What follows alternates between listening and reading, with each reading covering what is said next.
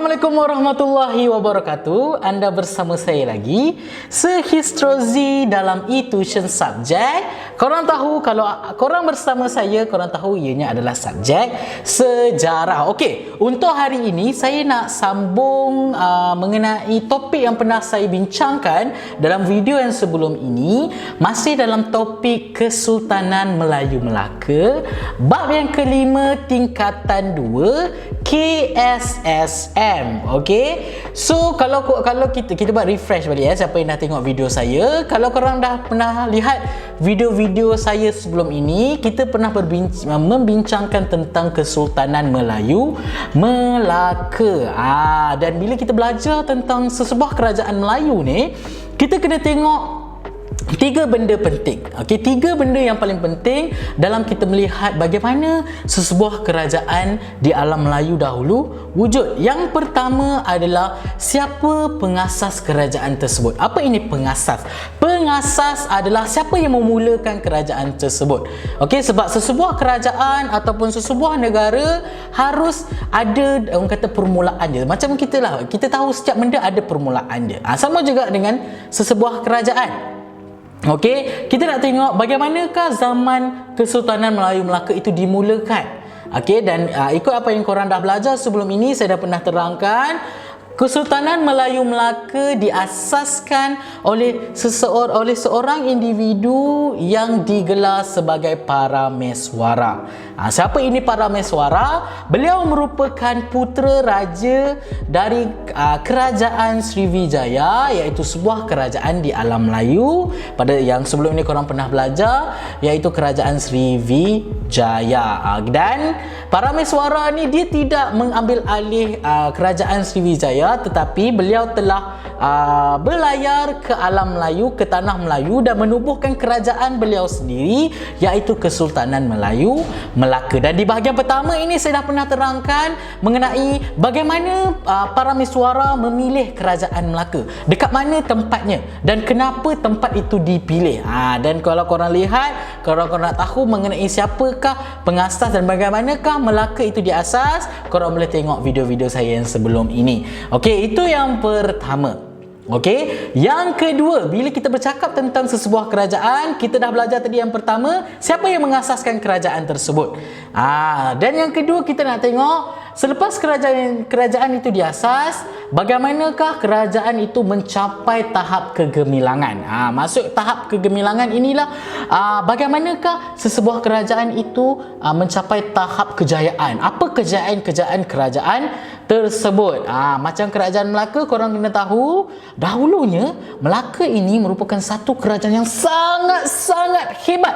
Okey, di alam Melayu dahulu. Okey, kenapa dikatakan hebat? Salah satunya, dahulunya kalau korang nak tahu, kalau kita tahu sekarang bahasa Melayu kita gunakan sebagai bahasa kebangsaan di negara kita. Dahulunya bahasa Melayu digunakan sebagai lingua franca. Apa itu lingua franca? Lingua franca ini adalah orang kata bahasa komunikasi, dan bukan bahasa komunikasi dalam kalangan orang di tanah Melayu saja, tetapi ianya merupakan bahasa komunikasi kepada seluruh pedagang-pedagang yang datang daripada luar negara ke Melaka. Maksudnya pedagang-pedagang daripada luar negara, mereka nak datang berdagang ke Melaka, mereka kena belajar bahasa Melayu dahulu. Kalau tidak, mereka tidak boleh berdagang. Sebab itu kalau kamu tengok zaman dahulu, pedagang-pedagang daripada luar negara, mereka akan fasih berbahasa Melayu. Disebabkan apa? Disebabkan bahasa Melayu dahulu merupakan bahasa komunikasi antara pedagang-pedagang yang datang daripada luar negara ke Melaka. Dan pedagang-pedagang ini datang dari pelbagai pelosok dunia, daripada Arab, daripada Barat, daripada Jepun, daripada China dan sebagainya. Dan ini merupakan salah satu kejayaan kerajaan Melaka. Dan bukan benda ni, ada banyak lagi kejayaan-kejayaan kerajaan Melaka sehingga menjadikan kerajaan Melaka itu satu kerajaan yang sangat hebat. okey, pada zaman dahulu. Dan kita nak tengok yang kedua adalah bagaimana Melaka boleh mencapai tahap kegemilangan ini. Apa faktor-faktor yang menyebabkan Melaka itu boleh berjaya? Kalau kamu tengok dalam video saya yang sebelum ini, saya dah terangkan juga mengenai faktor kegemilangan Melaka. Ada 3 faktor kegemilangan Melaka, iaitu yang pertama adalah dari segi pimpinan raja. Bagaimanakah raja-raja atau sultan-sultan Melaka itu memimpin negara ataupun memimpin kerajaan. Yang kedua adalah dari segi pentadbiran, bagaimana sultan-sultan menguruskan kerajaan mereka.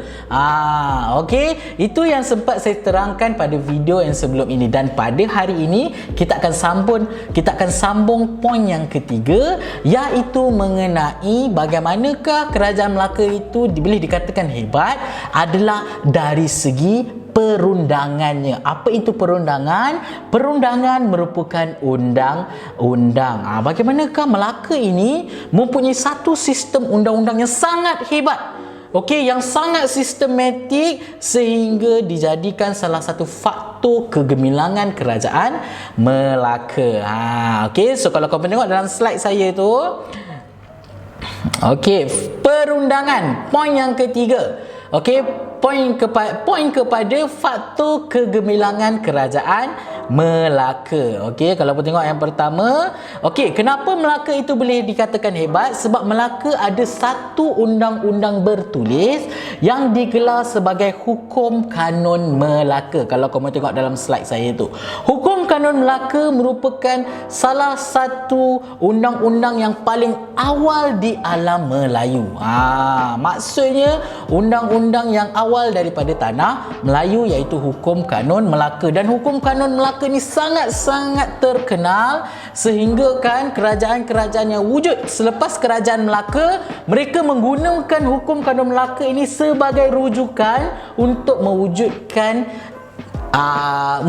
undang-undang kerajaan mereka. Dan apa yang bestnya, apa yang specialnya Hukum Kanun Melaka ni? Hukum Kanun Melaka, kalau kita tengok dari segi orang kata pengasasan Hukum Kanun Melaka adalah Hukum Kanun Melaka diwujudkan semasa pemerintahan Sultan Muzaffar Shah. Sultan Muzaffar Shah ini adalah keturunan Parameswara. Anak cucu cicit kepada Parameswara. Dan Sultan Muzaffar Shah inilah yang mewujudkan Hukum Kanun Melaka. Dan ianya mengandungi 44 fasal. Apa ini fasal? 44 fasal adalah fasal ini kita panggil sebagai kandungan. Maksud ada 44 perkara ataupun 44 undang-undang yang dibincangkan dalam Hukum Kanun Melaka. Dan 44 ni termasuk macam-macam benda. Ada yang berkaitan dengan jenayah, berkaitan dengan perkahwinan. Kalau nak kahwin, apa undang-undangnya, tentang tugas-tugas raja, apa tugas-tugas sultan, kalau sultan buat ini, kalau pembesar buat ini, apa tugas pembesar, apa orang kata kalau pembesar buat salah, apa hukuman dia, kalau rakyat buat salah, apa hukuman dia. Semua ada dalam Hukum Kanun Melaka. Okey, kenapa Hukum Kanun Melaka? Saya tulis kat situ HKM, bermaksud Hukum Kanun Melaka diwujudkan. Hukum Kanun Melaka diwujudkan adalah untuk menjaga keamanan dan menjamin keselamatan rakyat supaya jenayah dapat diatasi. Dan kita, kalau kamu fikir secara logik, secara general, okey, dekat dunia sekarang ni ada tak tempat yang tak ada undang-undang? Okey, cuba kamu fikir, ada tak tempat yang tak ada undang-undang? Tidak ada. Semua tempat, semua tak kiralah negara ke, sekolah ke, even dekat rumah kamu sendiri pun mesti ada undang-undang. Betul tak? Contoh dekat sekolah, apa undang-undang dia? Kamu kena pakai baju, yang lelaki kena pakai baju kemeja putih, kena pakai seluar hijau gelap, tak boleh merokok, tak boleh bawa handphone dan sebagainya. Dan kamu pergi kat mana-mana dekat dunia ni, tak ada tempat yang tak ada undang-undang.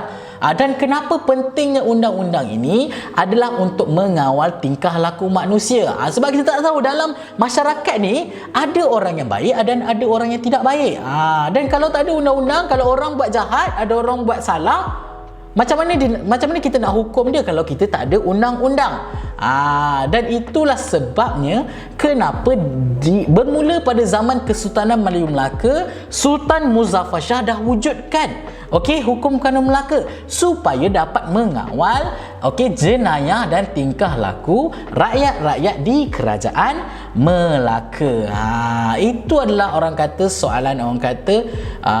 benda yang paling basic yang kamu kena tahu. Kenapa kita kena ada undang-undang? Sebab ianya boleh keluar dalam soalan kebat. Apakah kepentingan undang-undang kepada negara kita pada hari ini? Macam mana kamu nak jawab? Jawabnya adalah, apa kepentingannya macam saya cakap tadi? Untuk mengawal tingkah laku manusia, untuk mengatasi jenayah supaya masyarakat dapat hidup aman damai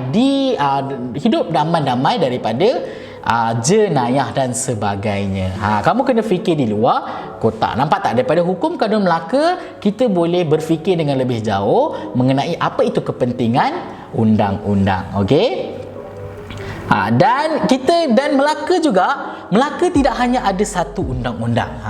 Melaka ada 2 undang-undang bertulis yang paling penting. Kalau tadi kita ada hukum kanun Melaka, dan Melaka ada satu lagi undang-undang yang kita gelar sebagai Undang-Undang Laut Melaka. Apa beza Undang-Undang Laut Melaka dengan hukum kanun Melaka ni, cikgu? Undang-Undang Laut Melaka ini merupakan satu undang-undang bertulis juga, tetapi Undang-Undang Laut Melaka ini hanya digunakan dalam bidang perlautan. Apa maksud bidang perlautan? Maksudnya pada zaman dahulu, kita tahu pada zaman dahulu kalau pedagang-pedagang daripada luar negara nak datang ke Melaka, mereka akan naik kapal. Dan kapal-kapal yang ada daripada luar negara ni banyak kapal yang akan berlabuh di pelabuhan Melaka. Dan di laut ini banyak kapal-kapal yang berlayar, ada nak pergi negara ni, ada nak pergi negara tu, ada nak pergi negara ni. Sebab apa? Sebab zaman dahulu tak ada kapal terbang, tak ada kereta api.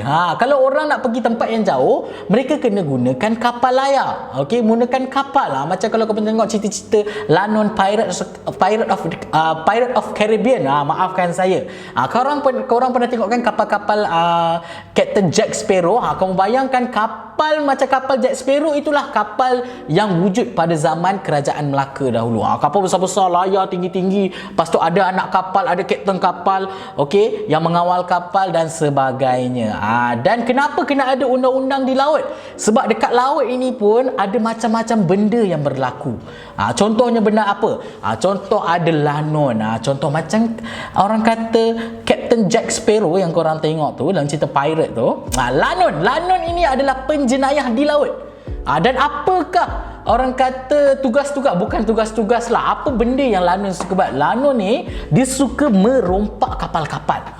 Dia suka merompak. Dia jumpa kapal ni ada rempah ratus, kapal ini ada emas, kapal ini ada biji timah. Lepas tu mereka akan bawa kapal dia akan orang kata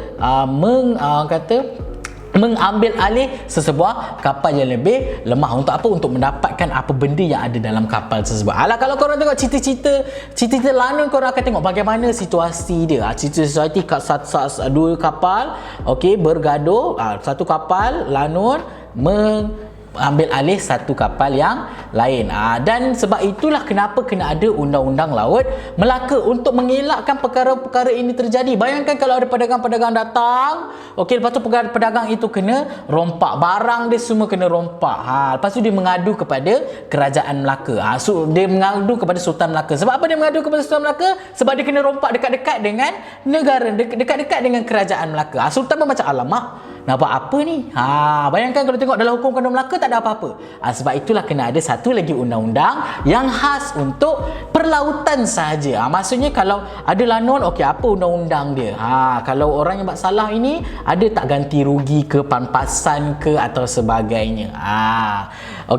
Dan yang paling penting, hukum Undang-Undang Laut Melaka ni diwujudkan semasa pemerintahan Sultan Mahmud Shah, seorang lagi keturunan sultan yang datang daripada keturunan Parameswara. Dan apa tujuan dia? Tadi saya dah terangkan, tapi kalau kamu tengok dalam slide saya, tujuannya adalah sebagai peraturan pelayaran dan perdagangan. Okey. Maksudnya kalau urusan-urusan perdagangan antara pedagang dengan pedagang juga ada dalam Undang-Undang Laut Melaka. Contohnya kalau contoh pedagang daripada Arab bawa 5 tong minyak besar. Dia nak tukarkan dengan barang-barang yang ada kat tanah Melayu. Bagaimana kadar pertukaran dia? Berapa banyak tong untuk berapa banyak barang ni? Semua ditentukan mengikut Undang-Undang Laut Melaka. Dan dalam Undang-Undang Laut Melaka ini, kalau tadi hukum kanun Melaka ada 44 fasal. Kalau Undang-Undang Laut Melaka dia ada 25 fasal sahaja. Maksudnya 25 jenis undang-undang yang berkaitan dengan perlautan di Melaka. Okey. Dan antaranya dia diceritakan tentang tugas-tugas nakoda kapal, anak kapal dan juga cah bandar. Tadi kalau hukum kanun Melaka dia terangkan tentang tugas-tugas sultan, tugas-tugas pembesar, tugas-tugas rakyat. Kalau dalam Undang-Undang Laut Melaka dia lebih menerangkan tentang tugas anak kapal, tugas kapten kapal. Kapten kapal ni kita dalam bahasa Melayu kita panggil sebagai nakoda kapal. Okey, anak kapal dan sebagainya. Anak kapal kena buat apa? Anak kapal kalau buat salah hukumannya apa? Kalau nakoda kapal buat salah hukuman dia apa? Semuanya ada dalam Undang-Undang Laut Melaka. Okey. Dan yang terakhir, ini ada satu lagi undang-undang yang kita panggil sebagai Undang-Undang Adat ataupun kita gelar sebagai Undang-Undang Tidak Bertulis. Tadi hukum kanun Melaka, Undang-Undang Laut Melaka adalah 2 undang-undang bertulis. Maksudnya di dalam bentuk buku. Okey, dalam bentuk kertas. Kita boleh selak, kita boleh baca, kita boleh simpan. Tetapi Undang-Undang Adat ini adalah undang-undang yang diturunkan secara lisan. Okey, secara lisan daripada mulut ke mulut.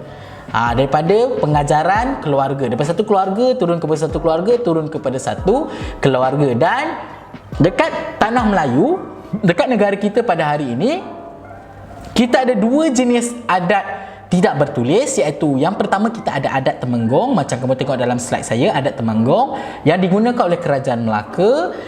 Dan kita ada satu lagi adat, iaitu adat Perpatih. Adat Perpatih ini adalah satu lagi adat yang tidak bertulis, tetapi hanya digunakan dekat satu saja negeri di negara kita, iaitu Negeri Sembilan. Dan apa beza adat Temenggong dan adat Perpatih ini? Ada perbezaannya, tetapi kamu akan belajar dalam bab yang seterusnya. Bab yang nanti akan ada satu bab, kita akan fokuskan kepada adat Perpatih dengan adat Temenggong sahaja. Cuma untuk kali ini, apa yang korang kena tahu adalah Kerajaan Melaka menggunakan adat apa? Dan Kerajaan Melaka menggunakan adat Temenggong. Saya serangkan sedikit mengenai adat Temenggong. Nanti pada bab yang seterusnya korang akan dapat info dengan lebih banyak lagi. Adat Temenggong ini diasaskan oleh seorang individu yang sangat terkenal pada zaman dahulu yang digelar sebagai Datuk Ketemenggungan. Susah nak sebutnya. Ketemenggungan. Okey, ianya berkaitan mengenai pemerintahan, pewarisan tahta, perkahwinan, perwarisan harta dan sebagainya. So selalunya kalau kamu nak mudahlah, selalunya adat Temenggong ini dia lebih kepada bagaimana kita nak mewariskan harta. Contoh kalau saya seorang bapa, saya dah meninggal. Contoh saya nak wasiatkan harta saya nak bagi kepada anak lelaki ke anak perempuan? Nak bagi sama rata ke nak bagi lebih anak lelaki ke lebih anak perempuan? Semuanya mengikut adat. Dan adat Temenggong, okey, adat Temenggong melebihkan kepada orang kata jurai keturunan lelaki. Maksudnya lelaki akan dapat lebih daripada perempuan. Okey, ianya lebih kepada pewarisan tahta dan juga harta. Okey, so saya rasa sampai di situ sahaja. Kelas saya pada hari ini. Kita jumpa lagi dalam video yang akan datang dengan topik yang lebih menarik untuk kita kupaskan lagi. Okey, dan itu saja daripada saya, Sir Histrozi, dan jangan lupa tagline kita, anything, anytime, anywhere. Dan itu saja. Jangan lupa untuk like, subscribe dan follow YouTube channel kita orang. Dan jangan lupa yang paling penting, follow website eTuition, eTuition.my. Dan korang-korang nak belajar selain daripada sejarah, kita ada subjek matematik, kita ada sains, kita ada bahasa Melayu dan sebagainya. Dan kalau korang tak nak, kita ada macam-macam video lebih santai lagi, video lawak, video motivation, video kerjaya dan sebagainya. Dan kalau korang nak nak video korang nak video apa yang orang kata, kalau korang nak request kita orang buat video lain pun boleh bagi tahu, boleh komen dekat video ini. Korang komen je apa jenis video yang korang nak. Kalau kita orang ada masa, kita orang akan buat untuk korang. Okey, itu saja. Jangan lupa saya Sehistrozi dalam e-tuition subjek sejarah. Okey, itu saja. Bye.